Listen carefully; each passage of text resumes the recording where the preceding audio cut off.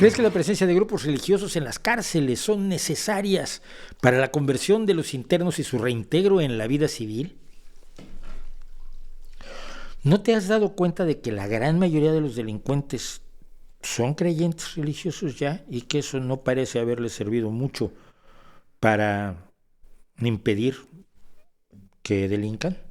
Piénsalo.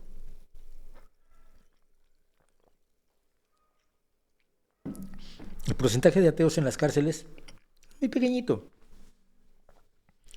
De hecho, el porcentaje de ateos en las cárceles es mucho menor que el porcentaje de ateos que hay en la sociedad civil, en la sociedad fuera de la cárcel, lo cual quiere decir que los ateos tienden a delinquir un poco menos que los creyentes.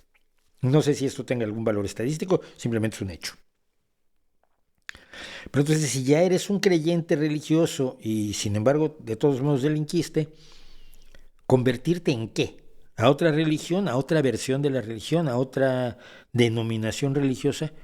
¿Y cuál será la buena, tú? Es un mito estadounidense maravilloso, ¿no? Entonces, conoció a un pastor y entonces ya se volvió buena persona. Hasta de Jeffrey Dahmer lo estaban contando, ¿no? El otro día veía yo cosas sobre Jeffrey Dahmer. Y sí, conoció a un pastor y lo bautizaron. Bueno, también lo bautizaron cuando era joven y no sirvió de mucho. No, es un mito.